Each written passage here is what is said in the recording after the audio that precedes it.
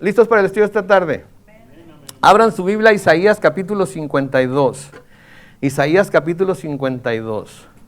Vamos a entrar a una porción del libro de Isaías que es una porción muy amada por todo cristiano, porque nos habla del siervo sufriente, que de hecho acabamos de recordar su sufrimiento en la cruz, ¿verdad? Pues vamos a ver un poquito más de detalles acerca de ello, para que quizás podamos apreciar más lo que en verdad hizo nuestro Señor Jesucristo por nosotros.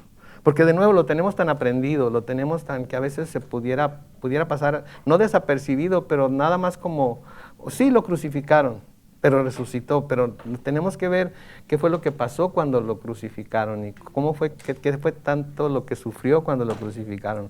Entonces hoy vamos vamos a comenzar a ver estos pasajes del siervo sufriente. ¿Ya lo encontraron? Oremos. Padre Celestial, abrimos tu palabra y la hacemos primeramente con gozo, porque todavía lo podemos hacer con toda libertad. Y en segundo lugar, con una expectativa muy, muy grande en nuestro corazón, especialmente de tu siervo, porque vamos a entrar a tocar temas que deben de ser muy amados por tu pueblo, que deben de ser recordados por tu pueblo, con gozo, sí, por lo que se logró en la cruz, pero también reflexionando sobre el intenso e inmenso dolor y abuso que sufrió tu Hijo Jesús para poder salvarnos. Así es que abre nuestros ojos, Señor, a cosas que quizás no hemos visto antes y ayúdanos a reflexionar sobre ellas y a guardarlas en nuestro corazón, así como María guardaba todas las cosas que le sucedían a Jesús en su corazón. Ayúdanos a hacerlo nosotros también, en el nombre de Cristo Jesús. Y la iglesia dice, ok, en los siguientes versículos que vamos a ver aquí, vamos a encontrar a Isaías hablando al pueblo de Dios acerca de los sufrimientos del siervo de Dios.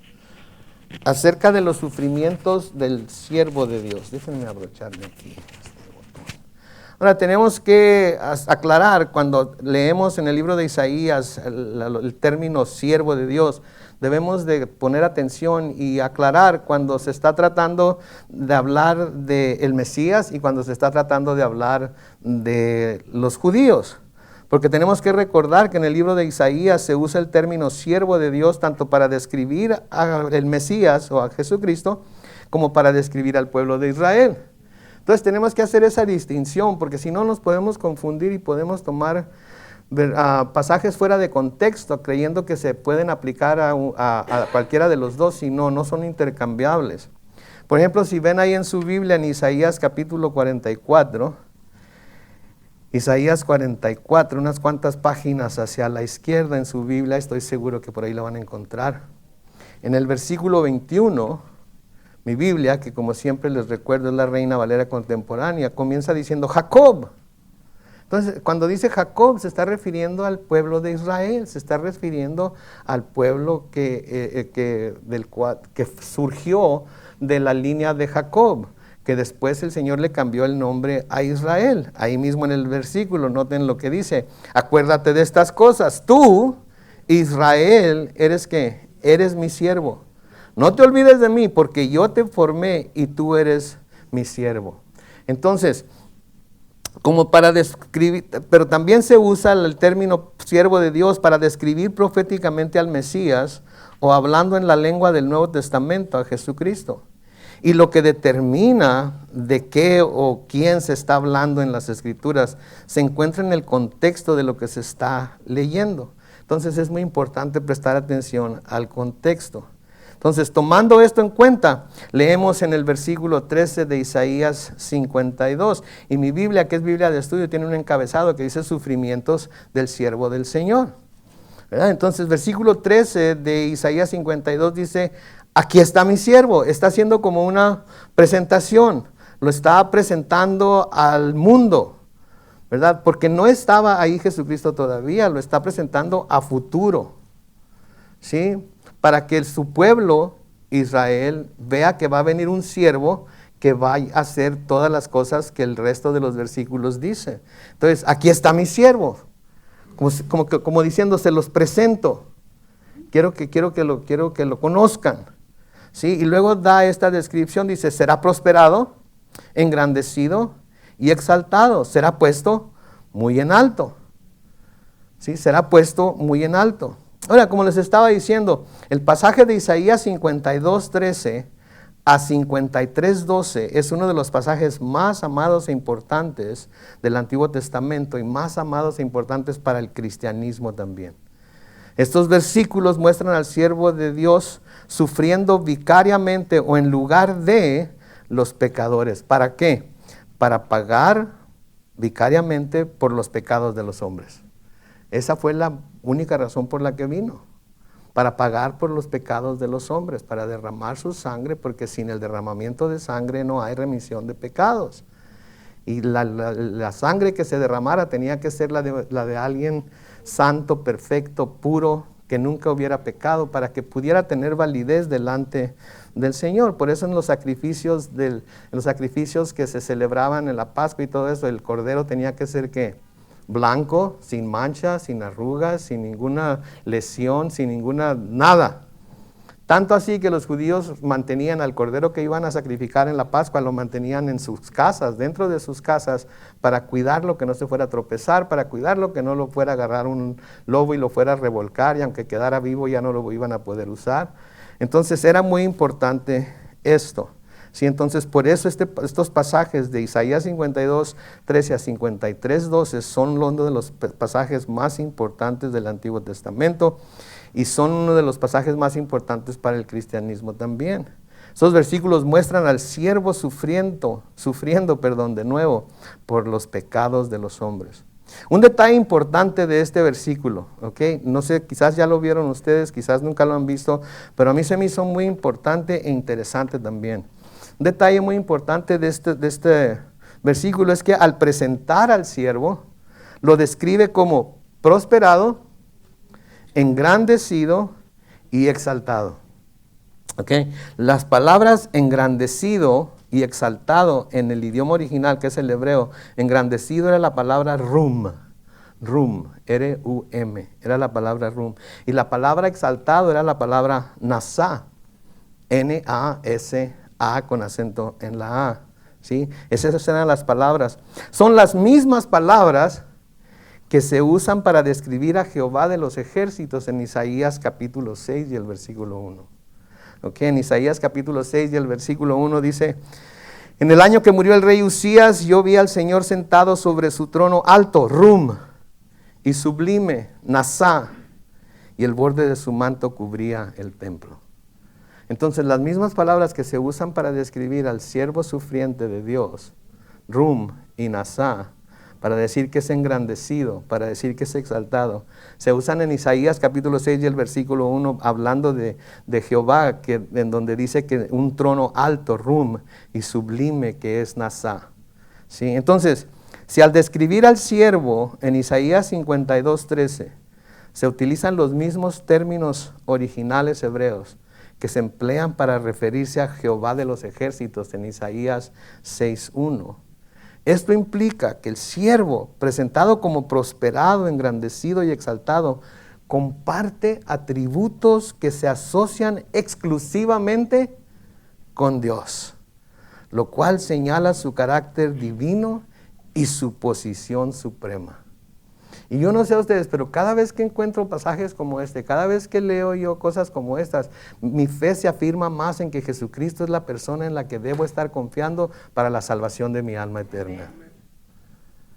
Y mi fe se arraiga más, se ancla más en Jesucristo y me doy cuenta de la preeminencia que Él tiene en el plan de salvación de Dios y cómo mientras lo sigamos a Él no vamos a desviarnos, no vamos a perdernos. ¿Sí? Y por eso tenemos que tener mucho cuidado con la gente que viene a decirnos que Jesús nunca vino en forma humana, que era un espíritu que parecía forma humana, que etcétera, que era el arcángel Miguel, que era esto, que era esto otro, porque eso no es lo que la palabra de Dios dice. Y desde el principio nos está presentando aquel que iba a venir a salvar a la humanidad como alguien que era una persona divina. Si bien humano, es una persona divina, es una persona que tiene una posición suprema en el plan de Dios. Está Dios en las tres personas, mismo nivel, mismo lugar, mismo poder, mismo todo, pero luego en el orden que él lo presenta está Jesucristo como la segunda persona de la Trinidad, pero únicamente en el sentido de que vino a representar a Dios, no porque sea menos que Dios. Y todos estos pasajes nos afirman que ese es el caso, ¿sí? Que ese es el caso. Esta idea se refuerza también en pasajes del Nuevo Testamento. Se refuerza en pasajes del Nuevo Testamento, como por ejemplo en la carta de Pablo a los Filipenses, se refleja también en la carta a los Hebreos, donde se afirma que Jesús fue exaltado hasta lo sumo y que ha recibido un nombre que es más sublime que el de los ángeles. ¿Sí? Por ejemplo, en Filipenses capítulo 2, los versículos 9 al 11, ¿qué se nos dice ahí? Por lo cual Dios, ¿qué es lo cual? Lo cual el sacrificio que presentó, la humillación a la que se sometió. Por lo cual Dios también, ¿qué hizo? Lo exaltó hasta lo sumo. Lo sumo quiere decir que no hay nada más alto que Él.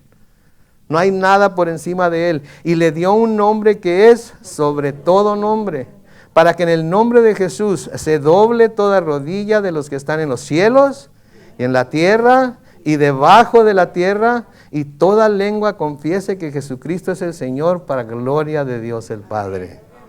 Ok, noten, para que en el nombre de Jesús se doble toda rodilla de los que están en los cielos.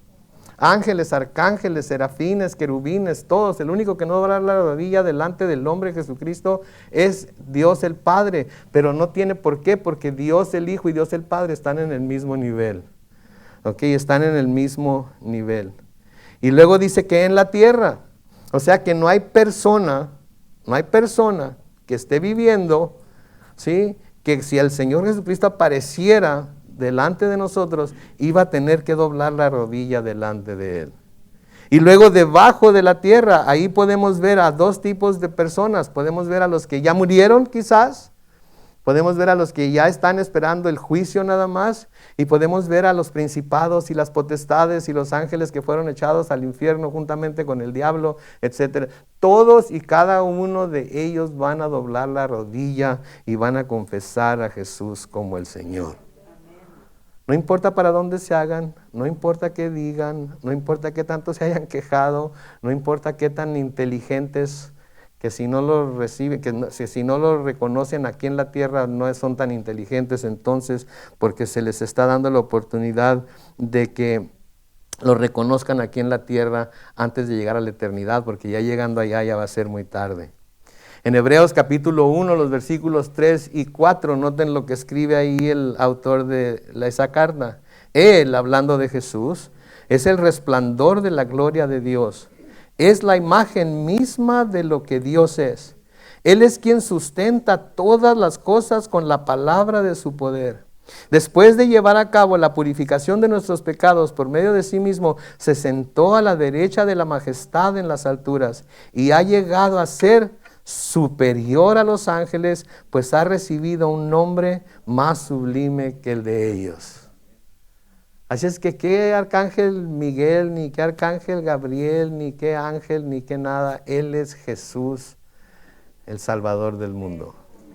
Y no se puede ver de otra manera, no se puede tomar de otra manera, porque tomarlo de cualquier otra manera es una blasfemia. Es una blasfemia. Es no reconocerlo como lo que es. Y al no reconocerlo como lo que es, entonces Él no puede forzarse a sí mismo a salvar a las personas, sino que las personas tienen que reconocer su estado pecaminoso, saber que si llegan a tener que comparecer delante de la presencia de Dios, no son lo suficientemente justos como para que Dios los deje entrar en su reino, y que necesitan un intermediario. Y ese intermediario, el único que puede funcionar como tal, es ¿quién?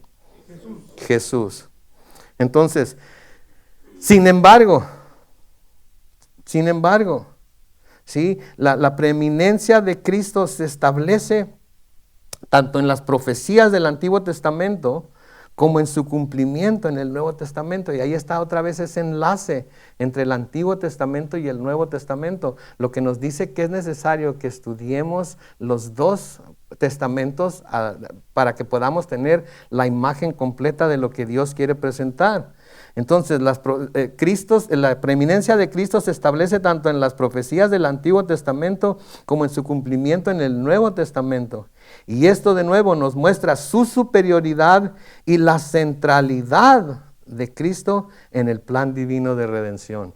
Y cuando hablamos de la centralidad, quiere decir que Él es el centro, que Él es la única forma, que Él es quien Dios envió para esa misión y no va a haber otro. Ya no va a venir otro. La próxima vez que Él venga no va a venir como el siervo sufriente, va a venir como rey vencedor. Va a venir como el Rey de Reyes y Señor de Señores. Noten lo que dice el versículo 14, porque a pesar de esa preeminencia viene acompañada de sufrimiento también. Porque a menudo en la economía de Dios, cuando nos da la preeminencia en algo, cuando nos da las primeras posiciones en algo, ¿sí?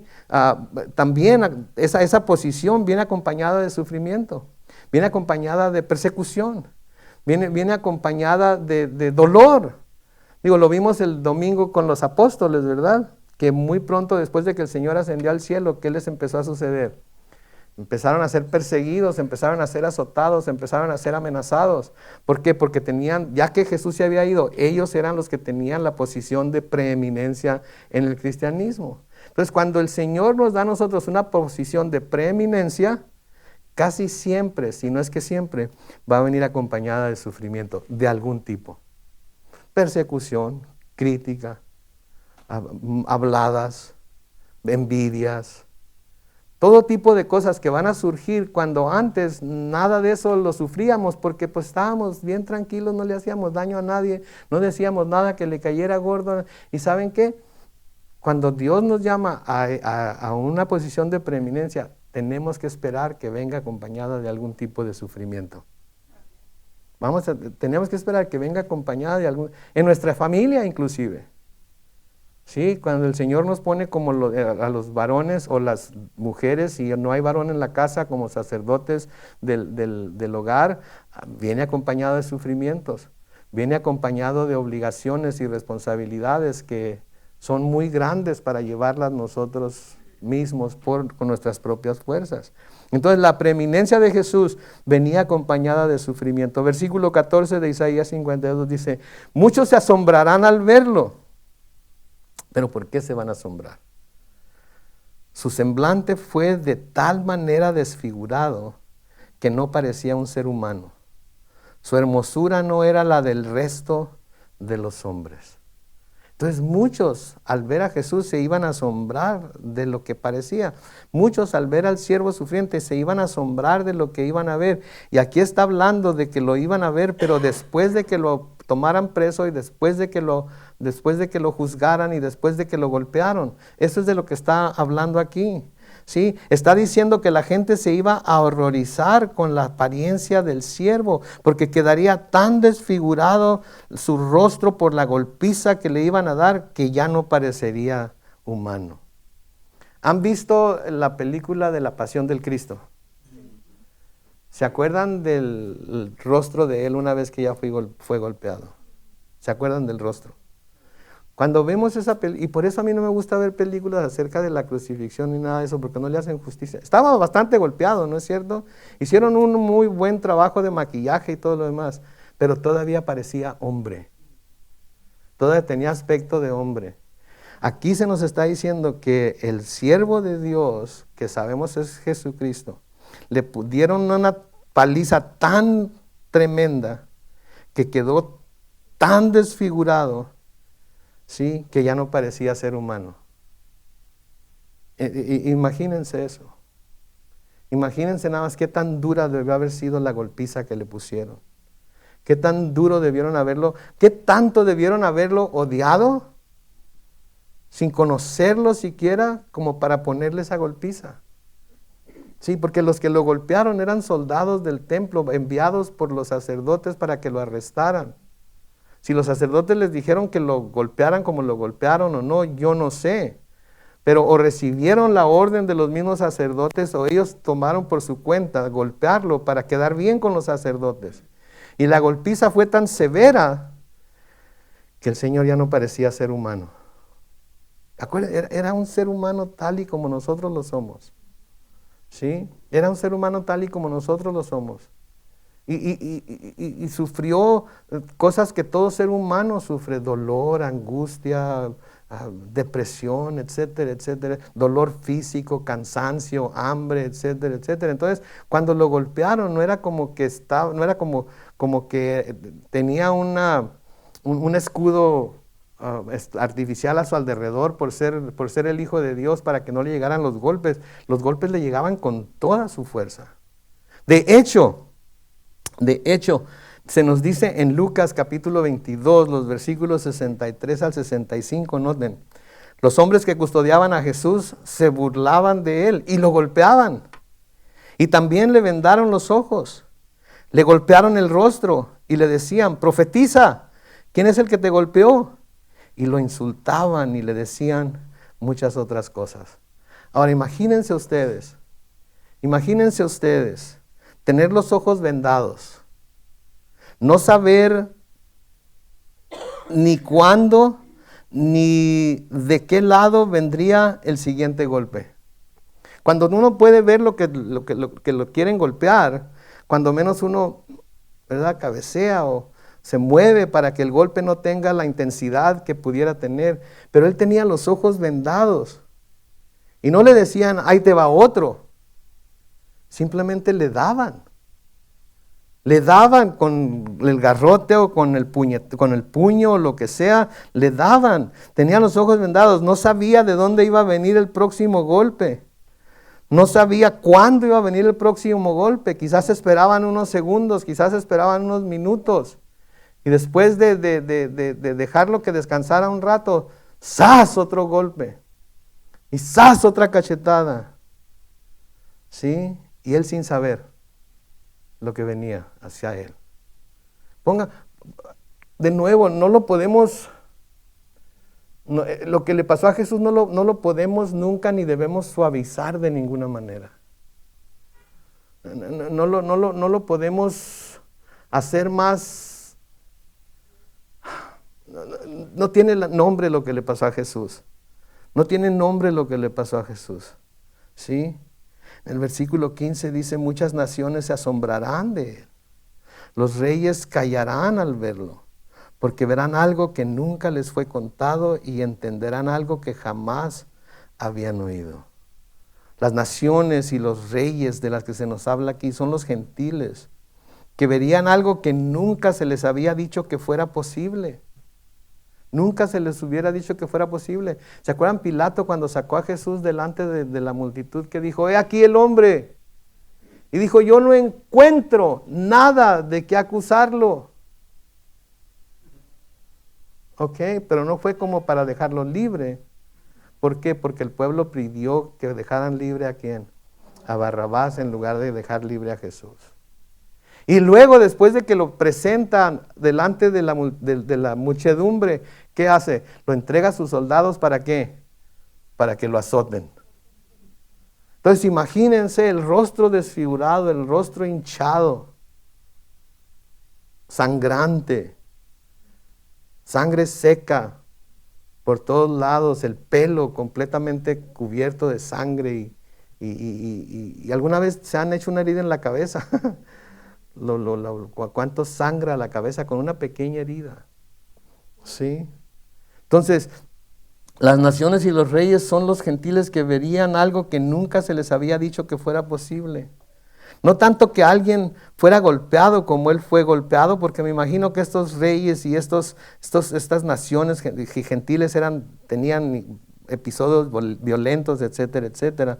No tanto que alguien fuera golpeado como él lo fue, sino que fuera el siervo de Dios el objeto de esa golpiza. Porque ¿cómo se puede llamar a alguien siervo de Dios y verlo sufrir como estaba sufriendo? ¿Cómo se puede llamar a alguien a sí mismo hijo de Dios y luego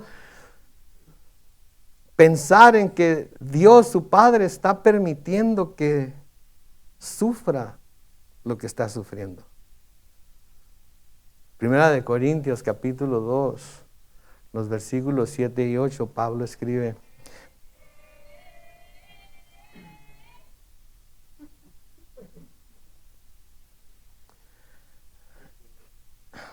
En 1 capítulo 2, los versículos 7 y 8 dice: más bien hablamos de la sabiduría oculta y misteriosa de Dios, que desde hace mucho tiempo Dios había predestinado para nuestra gloria. Sabiduría que ninguno de los gobernantes de este mundo conoció, porque si la hubiera conocido, ¿qué dice? Nunca habrían crucificado al Señor de la gloria. Si hubieran reconocido quién era Jesús, si hubieran reconocido que venía del cielo, si hubieran reconocido su misión, nunca le hubieran hecho lo que le hicieron, pero no lo reconocieron. Nosotros lo amamos porque Él nos amó primero, ¿no es cierto? Nosotros recordamos la crucifixión porque sabemos lo que esto significa para nosotros, ¿no es cierto? Pero como decíamos el domingo, el mundo ¿qué hace ante la celebración de la crucifixión de Cristo y ante la celebración de su resurrección? Lo ven como una oportunidad para andar de fiesta, para emborracharse, para vivir su vida como bien les plazca. ¿Sí? Me acuerdo en Mexicali la cosa en Semana Santa era irse a San Felipe. Apá, fulano de tal va a ir a San Felipe, me deja decir, no, que se va a ir a San Felipe, ni que se va a ir a San Felipe. Y menos mi mamá. Y una vez me atreví a irme sin permiso. Pero a mitad del camino me entró el remordimiento.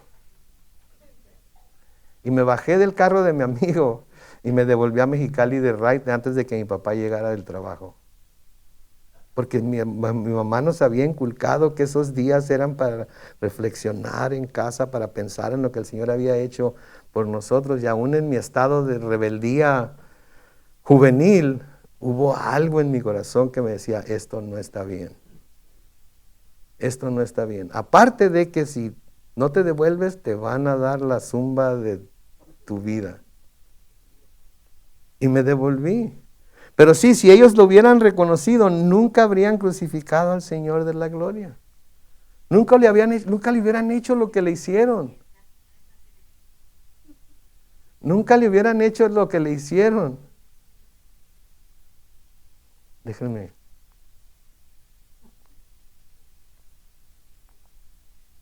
No quiero decir lo que estoy pensando. Por eso me estoy mordiendo el labio. En fin. Capítulo 53 de Isaías. Noten ahí, versículo 1. ¿Quién ha creído a nuestro anuncio? ¿En quién se ha manifestado el brazo del Señor? ¿De qué anuncio está hablando? De lo que acaba de decir al final del capítulo 52. Eso es lo que está anunciando, la venida del siervo de Dios y el sufrimiento que iba a tener que pasar, iba a tener que sufrir, valga la redundancia. Y luego hace la pregunta, ¿quién ha creído a nuestro anuncio? ¿Quién ha creído lo que les hemos dicho? ¿En quién se ha manifestado el brazo del Señor? Esto es lo que se llama una pregunta retórica. Una pregunta retórica es una pregunta que no está esperando una respuesta, porque ya la respuesta se tiene ya por adelantado. ¿Sí? Ya se tiene por adelantado. Entonces se está haciendo una pregunta retórica que anticipa que va a darse una respuesta negativa. Y este es el caso. La respuesta es que habría muchos que no iban a creer el anuncio. Y esto se confirma de nuevo en el Nuevo Testamento. Todavía hay muchos que no creen en el anuncio, como estábamos platicando. Todavía hay muchos que no creen en el anuncio. Que ven las imágenes, que ven los crucifijos en las iglesias tradicionales, que ven las películas, etcétera, pero no tienen ningún efecto en ellos. Yo no sé ustedes, pero aunque no me gusta ver este tipo de películas, cuando las llego a ver, no puedo evitar llorar por ello. No puedo evitar sentir tristeza por ello, porque sé que lo sufrió por mí y por mis pecados y por lo que yo hice. Pero entonces cuando hace esta pregunta está esperando, sabe que va a recibir una respuesta negativa, porque iba a haber muchos que no iban a creer el anuncio. Y de nuevo esto se confirma en el Nuevo Testamento. En Juan capítulo 12, los versículos 37 y 38 dice, y a pesar de que había hecho tantas señales ante ellos, ¿qué dice ahí? No creían en él. ¿Para qué? Para que se cumpliera la palabra del profeta Isaías que dijo, Señor, ¿quién ha creído a nuestro anuncio? ¿Y ¿A quién se ha revelado el brazo del Señor? Lo que estamos leyendo en el Antiguo Testamento ahorita, en el libro de Isaías, fue lo que sucedió cuando muchos no creyeron en él.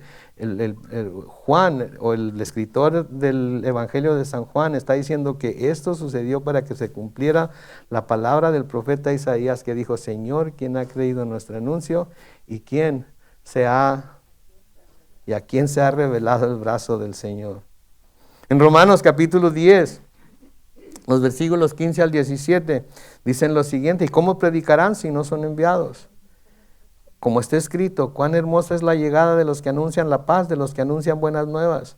Pero, ¿qué dice el versículo 16? No todos obedecieron al evangelio, hablando de los judíos, pues Isaías dice: Señor, ¿quién ha creído a nuestro anuncio? Así que la fe proviene del oír, y el oír proviene de la palabra de Dios. La cosa es que no todos oyen. No todos oyen. Estoy seguro que todos tenemos familiares o amigos que les hemos predicado y predicado y predicado y predicado y no oyen. Y no es que estén sordos, es que no quieren oír. Es que no quieren escuchar. Es que no tienen interés por las cosas espirituales. Simple y sencillamente. Y les estamos advirtiendo con amor quizás, o les estamos advirtiendo de tal manera que les pudiera dar temor quizás, no sé, cada quien tiene su manera de querer convencer a sus familiares y amigos de que se vuelvan a Cristo, ¿no es cierto? Pero no quieren, no oyen. Y luego cuando habla de brazos se refiere a la gran obra de Dios, o sea, en quién se ha manifestado la obra del Señor, en quién se ha manifestado el brazo del Señor. De nuevo en el libro de Isaías, en Isaías 40, los versículos 10 y 11, se nos dice: miren, Dios el Señor viene con poder y su brazo, ¿qué? Dominará. Miren, ya trae con él su recompensa, ya le precede el galardón. Cuidará de su rebaño como un pastor, en sus brazos junto a su pecho llevará a los corderos y guiará con suavidad a las ovejas recién paridas. ¿De qué está hablando? Está hablando del tiempo en el que recoja a su pueblo, en el que vuelva a traer a su pueblo a Judá, a Jerusalén, pero también está hablando de las ovejas que va a recoger en final de los tiempos, ¿sí? Luego en el versículo 2 dice: crecerá ante él como un renuevo, como raíz en tierra seca. Noten lo que sigue: no tendrá una apariencia atractiva ni una hermosura impresionante. Lo veremos, pero sin atractivo alguno, para que más lo deseemos. Ahora, la manera en la que está escrita aquí en la Reina Valera: lo veremos, pero sin atractivo alguno, para que más lo deseemos, no quiere decir que como lo vamos a ver, lo vamos a desear más, sino que lo vamos a ver de tal manera que no lo vamos a desear más. No lo vamos a desear, la humanidad no lo va a desear, eso es de lo que está hablando aquí. Pero noten que dice: crecerá ante él como un renuevo. ¿Qué es un renuevo? ¿Saben lo que es un renuevo? Un brote, un retoño. Es como cuando está el tronco del árbol ya cortado casi hasta la tierra, y luego de repente sale una hojita y el árbol retoña, vuelve a prender la planta. Entonces es un renuevo, es un retoño que surge de un tronco. En Isaías capítulo 11, los versículos 1 y 2, nos dice ahí: una vara saldrá del tronco de Yesé. En la Biblia Reina Valera 60 dice Isaí, que es el padre de David. Sí, pero aquí no está hablando de David, está hablando del Mesías que vendría del linaje de David. Una vara saldrá del tronco de Yesé, un vástago retoñará de sus raíces. Sobre él reposará el espíritu del Señor, el espíritu de sabiduría y de inteligencia, el espíritu de consejo y de poder, el espíritu de conocimiento y de temor del Señor. ¿Sí? Y luego noten que dice: como raíz en tierra seca, en el versículo 2 de Isaías 53. Y cuando habla de como raíz en tierra seca, habla del rechazo y el desprecio del que iba a ser objeto. Porque iba a ser rechazado. Acuérdense, a lo suyo vino y ¿qué? Los suyos no le recibieron. Entonces, cuando dice que es un raíz en tierra seca, está hablando del rechazo y el desprecio que iba a recibir el Señor Jesucristo. Y luego, sin atractivo alguno, indica que el siervo no tendría un carácter majestuoso, no sería alguien que llamara mucho la atención. No es como algunas pinturas y fotos lo presentan rubio, con el pelo bien peinado, ¿verdad? No, no, no. No, era un hombre común y corriente, por así decirlo. Era un hombre lo que podríamos llamar ordinario, ¿sí? Que no lo distinguirían entre un grupo de varones. ¿Sí? Entonces, esto de sin atractivo alguno indica que el siervo no tendría un carácter majestuoso, no sería alguien que llamara mucho la atención. Desde cuando nació, ¿qué vemos en Jesucristo? Humildad. Humildad, porque nació ¿en dónde? En un pesebre, rodeado de animales de casa. ¿Sí? El rey de reyes, señor de señores, naciendo en un pesebre. Y luego no es como que nadie lo andaba buscando. Los ángeles tuvieron que ir a buscar a los pastores y decirles que había nacido para que fueran. ¿Sí? Entonces no fue un evento así como nosotros lo hacemos ahora, que no debemos de hacerlo porque es cuando se supone que nació el Salvador. Pero no fue un evento así que en el que Dios haya hecho flechas en el cielo con estrellas y diga, aquí nació el Mesías, aquí nació el Mesías. No. Sí, no tenía ningún atractivo. ¿Sí? En Zacarías capítulo 9 y el versículo 9, profetizando la entrada triunfal a Jerusalén. Noten lo que dice ahí, Zacarías 9:9. Llénate de alegría, hija de Sión. Da voces de júbilo, hija de Jerusalén. Mira que tu rey viene a ti, justo y salvador y humilde y montado sobre un asno, sobre un pollino, hijo de asna. Los reyes normalmente no entraban a las ciudades, no entraban triunfantes a las ciudades sobre un burrito, entraban sobre caballos blancos o una carreta jalada por caballos blancos, o entraban en una mula blanca, pero no entraban en burritos. Y aquí está el rey de todos los reyes y está entrando ¿en qué? En un burrito, el hijo de una asna. De nuevo, su apariencia era tan ordinaria que ¿qué fue lo que tuvo que hacer Judas? Le tuvo que besar la mejilla, tuvo que darle un beso en la mejilla para que los soldados del templo lo pudieran identificar. Entonces, si Judas no le hubiera dado el beso en la mejilla, los soldados no hubieran sabido a quién apresar. No hubieran sabido porque, imagínense, era como si vieran a Pedro, como si vieran a Juan, como si vieran a cualquier otro de la multitud que lo venía siguiendo. Mateo capítulo 26, los versículos 48 al 50, Mateo 26, versículos 48 al 50 dice, el que lo estaba traicionando, que era ¿quién? Judas, les había dado esta contraseña, al que yo le dé un beso, ese es, arréstenlo. Enseguida se acercó a Jesús y le dijo, hola maestro, y le dio un beso. Jesús dijo, amigo, ¿a qué vienes? Y entonces aquellos hombres se acercaron, le echaron mano y lo arrestaron. Pero noten, Judas tuvo que darles una contraseña, porque no lo hubieran distinguido entre el resto de los camaradas que estaban ahí en el huerto de Getsemaní. Así de ordinaria era su apariencia. No era un hombre hermoso, no era un hombre atractivo, por así decirlo. ¿Sí? Era un hombre común y corriente. Era un hombre común y corriente. Versículo 3 de Isaías 53 sigue diciendo, será despreciado y desechado por la humanidad, ¿qué dice? Entera. Será el hombre más sufrido, el más experimentado en el sufrimiento, y nosotros no le daremos la cara. Será menospreciado, no lo apreciaremos. Al decir que sería el hombre más sufrido, no está diciendo que el siervo que vendría sería alguien sin sentido de humor o sería alguien sombrío, siempre triste, siempre agüitado, todo deprimido todo el tiempo. No, eso no es lo que quiere decir. Simplemente significa que por ser quien era, él podía ver con claridad lo que el pecado había traído a la humanidad. Cómo la humanidad estaba sufriendo por la introducción del pecado al mundo por medio de la desobediencia del hombre. Por eso lloró junto a la tumba de Lázaro, ¿no es cierto? Digo, sabía que lo iba a resucitar, entonces no tenía por qué llorar. Entonces la razón por la que lloró fue porque vio lo que la muerte causaba en los familiares y amigos de las personas que morían.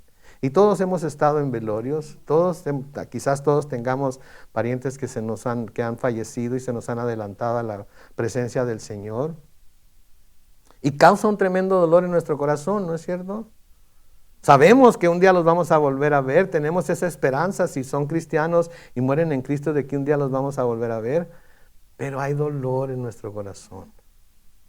Hay dolor en nuestro corazón, hay angustia en nuestro corazón.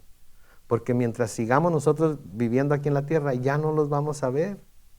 Y va a haber tiempos en los que vamos a estar muy contentos recordándolos y recordando todas las cosas que hicimos con ellos y que nos acompañaron a hacer y cosas de diversión, etcétera.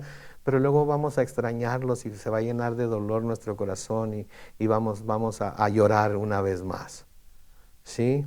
Entonces lloró, no porque Lázaro se hubiera muerto, porque sabía que lo iba a resucitar, sino porque vio la tristeza que la muerte de un ser amado trae a sus familiares.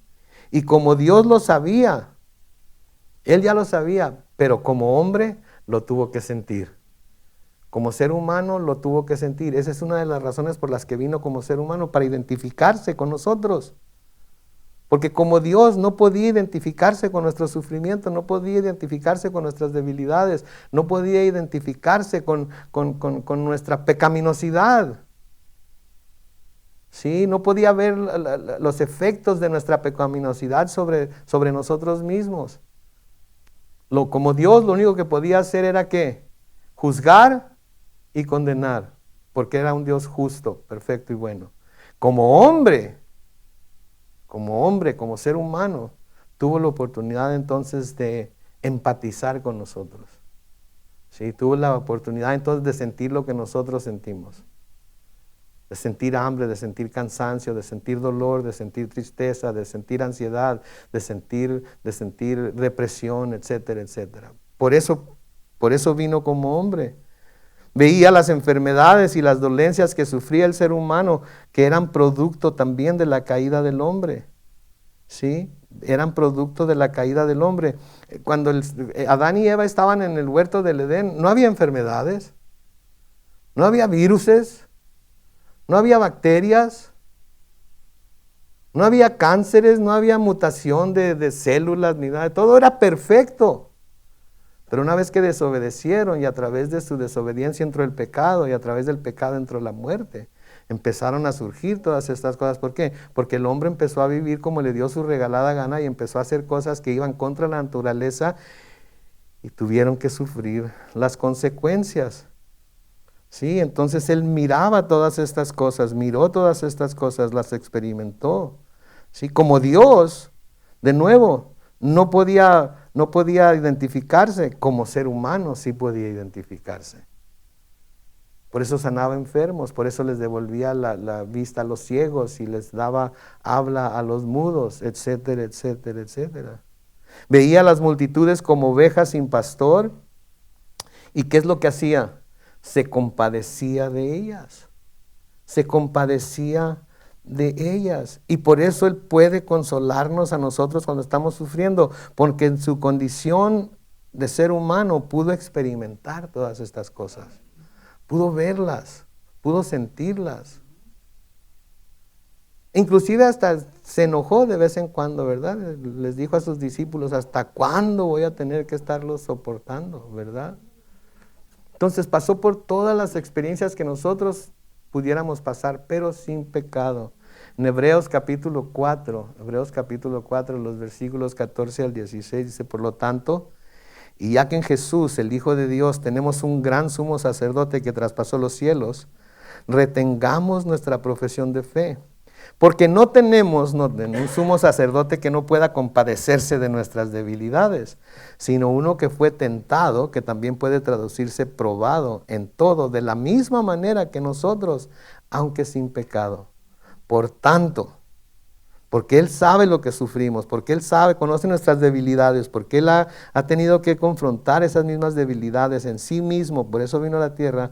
Acerquémonos confiadamente al trono de la gracia para alcanzar misericordia y hallar gracia para cuando necesitemos ayuda.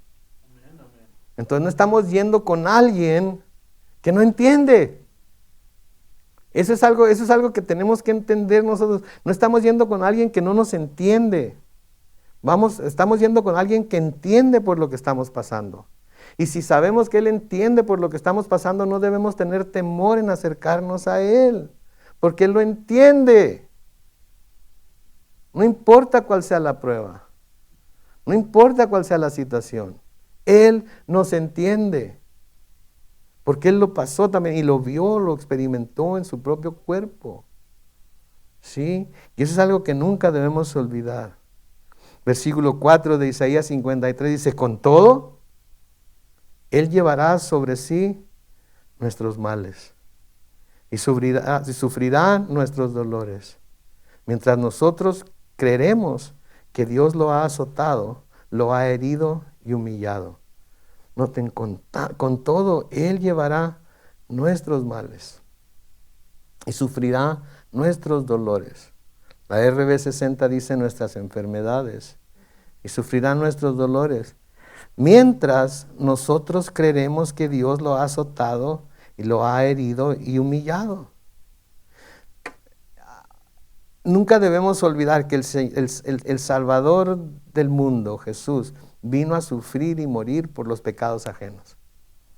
No por sus propios pecados, por los pecados ajenos, por nuestros pecados. Sí, esa es la razón que vino. Sí, de nuevo, sanó y sí hizo milagros y todo eso, pero la razón principal fue para sanar, para salvar a la humanidad de su pecado. Sí, y noten que Él llevó sobre sí nuestros males, nuestros dolores, pero aunque fue por nosotros que sufrió lo que sufrió, nosotros vamos a creer que Dios lo azotó y lo hirió y lo humilló por su propia culpa. El mundo eso es lo que cree. Primera de Pedro capítulo 2, los versículos 24 y 25 se nos dice, Él mismo llevó en su cuerpo nuestros pecados al madero, que es la cruz, para que nosotros, muertos ya al pecado, vivamos para la justicia. Por sus heridas fueron ustedes sanados, porque ustedes eran como ovejas descarriadas, pero ahora se han vuelto al pastor que cuida de sus vidas. ¿Sí? Entonces, Él llevó en su cuerpo nuestros pecados. Llevó los dolores o el dolor o las penas o las enfermedades. Y de nuevo esto se refiere a las consecuencias del pecado. No quiere decir necesariamente las enfermedades físicas, sino a lo que fue la consecuencia del pecado. Él lo llevó sobre sí mismo. Se refiere a las cosas de nuevo que entraron en el mundo como consecuencia de la desobediencia del hombre en el huerto del Edén. Y la gente que lo miraba clavado en la cruz, consideraría que Cristo había sido azotado, herido y humillado por Dios por algo que Él había hecho. Porque si no fuera así, entonces, ¿por qué Dios iba a permitir que muriera como murió? Especialmente si, como decía Él, era el Hijo de Dios. Dios no permitiría que alguien muriera una muerte tan horrenda sin haber hecho nada. Esa es la lógica que se tiene a veces. Sí, nos enfermamos, algo le has de haber hecho a Dios. Nos van las cosas como en feria a veces y algo has de haber hecho, te has de haber pecado de alguna manera. No le estás prestando la atención debida a Dios y a lo que Él te pide. Estás viviendo para ti mismo. Y nosotros como Job, yo no hice nada. Estoy haciendo lo que debo hacer. He escuchado el llamado. Me estoy portando como debo portarme para traer gloria a su nombre. Pero de todos modos están llegando todas estas persecuciones, están llegando todas estas tribulaciones, están llegando todos esos ataques. Hey, fue lo que le pasó a Jesucristo por hacer la voluntad de Dios, ¿no es cierto? Fue lo que le pasó a sus discípulos y apóstoles por cumplir con su voluntad, ¿no es cierto? Y cuando a sus apóstoles les dijeron que ya no predicaran, enseñaran en ese nombre, ¿qué dijeron? Pues ustedes juzguen si es más importante obedecerlos a ustedes o obedecer a Dios. ¿Y qué hicieron? Obedecieron a Dios. ¿Y qué les pasó? Los echaron a la cárcel. ¿Y qué les pasó? Y los azotaron. Y salieron, como decíamos el domingo, salieron felices de haber tenido que sufrir por el nombre de Jesús. Qué manera de enfrentar la vida, ¿no es cierto? ¡Woohoo! ¿Por qué? Porque sabían que aunque los mataran, que era lo peor que podía pasar, se iban al cielo con el Señor. ¿Sí? Entonces la gente iba a considerar que Cristo había sido azotado, herido y humillado por Dios por algo que Él había hecho, porque si no fuera así, ¿por qué Dios iba a permitir que muriera como murió? De nuevo, especialmente si como Él decía era el Hijo de Dios. En Mateo capítulo 27, los versículos 39 al 43, estando Él en la cruz, dice, los que pasaban lo insultaban y mientras meneaban la cabeza. ¿Ustedes sí entienden lo que quiere decir meneaban la cabeza? Pasaban, lo miraban y dijeron, qué bárbaro, pobrecito, y eso que era el Hijo de Dios. Qué bruto, algo ha de haber hecho que merecía una golpiza como esa. Algo ha de haber hecho. Decían, versículo 40, tú que derribas el templo y en 3 días lo reedificas, sálvate a ti mismo. Si eres el Hijo de Dios, desciende de la cruz. Si eres el Hijo de Dios, no tienes por qué estar sufriendo lo que estás sufriendo. Si eres el Hijo de Dios, no tienes por qué estar ahí desangrándote como te estás desangrando después de haber recibido lo que parece ser la golpiza del siglo. No hay razón para que estés ahí. Desciende, bájate de la cruz. Versículo 41 dice, del mismo modo también se burlaban de él los principales sacerdotes, los escribas, los fariseos y los ancianos. Decían, salvó a otros, pero a sí mismo no puede salvarse. Si es el Rey de Israel, que baje ahora de la cruz y creeremos en él. De nuevo, imagínenselo, golpeado, sangrante, clavado de manos y pies. Y esta gente dice, a otros los salvó, a otros los sanó, hizo milagros con otros, pero a sí mismo no se puede salvar. Si es el Rey de Israel, que se baje ahora de la cruz y creeremos en él. Versículo 43, ya que él confió en Dios, pues que Dios lo libre ahora, si lo quiere, porque él ha dicho, soy hijo de Dios. Y para ellos no cabía en la mente que alguien que era el Hijo de Dios sufriera como él estaba sufriendo.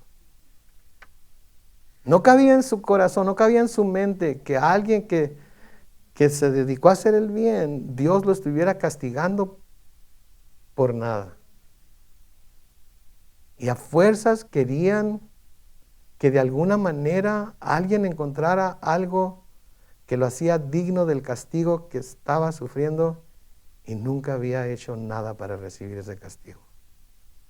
Pero ¿saben quién sí merecía recibir ese castigo? Usted y yo. Ese era el castigo que merecíamos. Y es extremo, sí, yo sé que se oye extremo porque no estamos acostumbrados a ver en nuestra cultura gente torturada de esa manera, aunque hemos leído acerca de gente torturada y todo lo demás, pero no es algo que suceda así en nuestra cultura. Sí. Entonces es extremo, pero así a ese extremo es la ofensa del pecado delante de Dios. Quiero por favor que entendamos eso, que así de extremo, así de grande es la ofensa del pecado delante de Dios. Y eso es lo que todo pecado merece. Pero Él estuvo dispuesto a pagarlo para que nosotros no tengamos que hacerlo. ¿Sí? Entonces era como si estuvieran diciendo, si en verdad es quien decía ser, no tendría por qué estar pasando por esto. Pero porque no lo es, Dios lo está castigando. Dios lo está castigando. Pongámonos a pensar en eso. Que sufrió todo lo que sufrió por ellos y por nosotros. Pero esta gente estaba diciendo, está sufriendo lo que está sufriendo por su propia culpa, sin entender lo que estaba pasando. Versículo 5 dice, pero Él será herido por nuestros pecados, molido por nuestras rebeliones. Sobre Él vendrá el castigo de nuestra paz, y por su llaga seremos sanados. Presten atención a lo que esta frase está diciendo. Y noten cómo enfatiza Él y nuestro. Noten cuántas veces enfatiza Él y nuestro. Porque no quiere que haya duda de la razón por la que sufrió lo que sufrió. No quiere que haya duda en nuestro corazón que fue por nosotros, que los culpables de que Jesucristo fuera clavado en la cruz como fue clavado, golpeado como fue golpeado y torturado como fue torturado, somos nosotros. No se usa mucho hablar de esto en las iglesias ahorita, hablar del pecado, hablar de la sangre, hablar de... Es anatema ahorita. Pero la verdad de las cosas es que así es como está explicado en las Escrituras y así es como tenemos que verlo nosotros. De nuevo, noten en el versículo 5 cuántas veces se menciona Él y cuántas veces somos mencionados nosotros.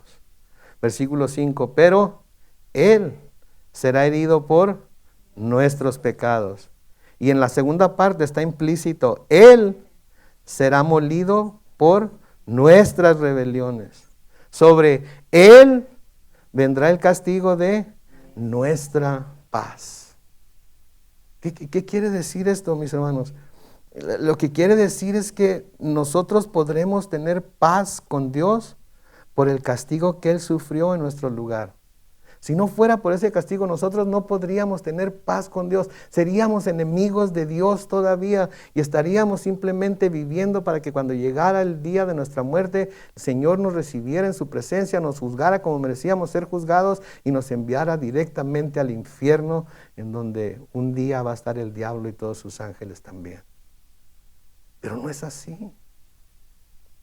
No es así. Pablo nos dice que cerrar los ojos aquí en la tierra es que estar presentes con el Señor en el cielo. Pablo nos dice que un día vamos a resucitar. Si hemos muerto en Cristo, vamos a resucitar. Si no hemos muerto en Cristo, vamos a ser transformados en un abrir y cerrar de ojos. Y vamos a ser arrebatados al cielo y vamos a ser llevados en las nubes para estar con el Señor por toda la eternidad. Y luego dice, por su llaga seremos sanados. Bueno, mucha gente, muchos predicadores he escuchado que eso garantiza que Dios va a sanar todas las enfermedades. No es cierto. No es cierto. Va a sanar las enfermedades que Él quiera sanar, cuando las quiera sanar, como las quiera sanar. Pedimos sanidad en toda enfermedad que tenemos, ¿no es cierto? Pedimos con mucha fe que nos sane. Y a veces nos sana. Y a veces la enfermedad tiene que correr su curso. Y corre su curso. Y mientras corre su curso, Él nos cuida, Él nos fortalece, nos guía, nos ayuda. Pero tiene que correr su curso. Sí, pero eso no es lo que quiere decir. Por su llaga, la palabra llaga en hebreo es la palabra jaburá. Jaburá. ¿Y saben lo que quiere decir? Quiere decir verdugón. O quiere decir azote. ¿Saben lo que es un verdugón? Un moretón es cuando le pegan a uno y no solamente queda morado, sino que se levanta la piel, la carne. Eso es lo que hace una riata de mazo a propósito. ¿Ok?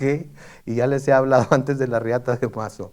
Pero eso es lo que hace, deja verdugón. Cuando le pegan a uno muy fuerte con el cinto, que espero que nunca les hayan pegado así, y mucho menos que ustedes les peguen a sus hijos de esa manera, pero quedan los verdugones marcados. Es más, la palabra que se traduce llaga en español, en inglés se traduce stripe, que quiere decir raya. Quiere decir raya. Entonces, por su llaga, por su jaburá, por su verdugón, por sus azotes, seremos nosotros sanados. Él recibió los azotes. Él recibió los verdugones que nosotros merecíamos y ahora por ello no tenemos que sufrir las consecuencias de la enfermedad, del pecado con la que nace infectado todo ser humano. Porque todos nacemos a esta tierra infectados con el virus del pecado. Y la vacuna para las consecuencias de ese pecado es la sangre de Cristo puesta sobre nosotros. Es importante que entendamos estas cosas. Él recibió los azotes. Su espalda fue la que fue lacerada por los látigos de la cola de gato, le llamaban. Que era una cuerda, una cinta de cuero con 5 a 9 extremos al final, en donde ponían huesos y balines y todo tipo de cosas que cuando se le daba el latigazo al reo, esas cosas se clavaban en la piel y luego le daban el jalón y juntamente con el jalón se venía la piel y la carne y todo lo demás. Por misericordiosos no les daban 40 latigazos, les daban 39 nada más. No.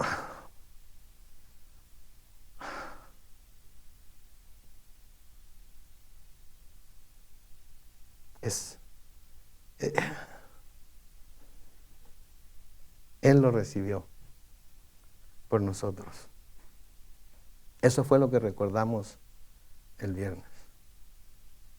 Hablamos de las 7 palabras y expusimos lo que esas 7 palabras significaban, etcétera, etcétera. Y estuvo muy, muy, muy bonito y fue de mucha bendición.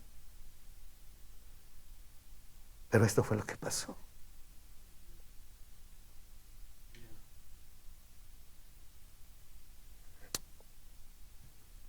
Esto fue lo que pasó en realidad. Y pasó por mi culpa.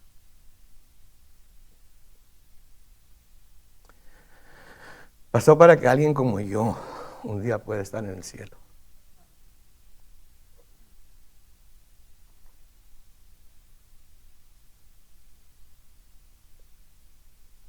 De nuevo y por último, Primera de Pedro, capítulo 2, los versículos 24 y 25.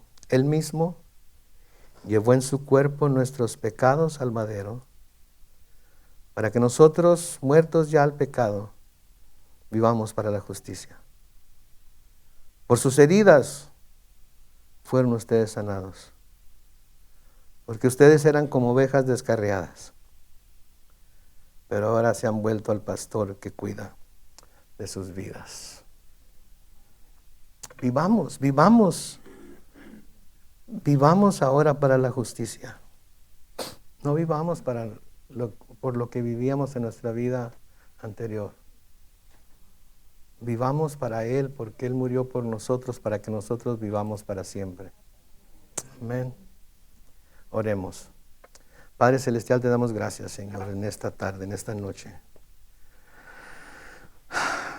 Al leer estas cosas y al repasarlas punto por punto, Señor, nos damos cuenta en realidad de lo grave que es para ti el pecado, de lo horrendo que es para ti el pecado. Y vemos y nos damos cuenta de hasta dónde estuviste dispuesto a llegar para erradicar ese pecado de nuestras vidas. Y para que podamos nosotros ahora recordar lo que tu Hijo sufrió por cada uno de nosotros. Pero para que podamos reflexionar una vez más que eso era lo que cada uno de nosotros merecíamos, pero ahora por su sacrificio no lo vamos a sufrir. Ayúdanos, Señor, a vivir una vida de justicia. Ayúdanos a vivir una vida que te honre a ti, que honre a tu Hijo, guiados y fortalecidos siempre por el Espíritu Santo. Perdónanos, Señor, si a veces tomamos estas cosas a la ligera, porque las hemos estado oyendo todo el tiempo que hemos caminado contigo. Leemos la Biblia y las pasamos y las repasamos y a veces se tornan en pasajes más que leemos y no nos detenemos a verdaderamente meditar en lo que significan. Te damos gracias, Señor, que aún así no hay condenación para los que estamos en Cristo Jesús. Pero ayúdanos a recordar siempre que ya no hay condenación para nosotros, porque Él fue condenado por nosotros. Bendecimos tu nombre, Señor. Te damos honra y gloria, Señor Jesús, y agradecemos con infinitas gracias el sacrificio que hiciste por nosotros en esa cruz. Gracias, Padre, por recordarnos esto una vez más. No podemos más que doblar la rodilla y confesar con nuestra boca que Jesucristo es el Señor, para la gloria de Dios el Padre. Y es en su nombre glorioso que oramos estas cosas. Y la iglesia dice, amén y amén.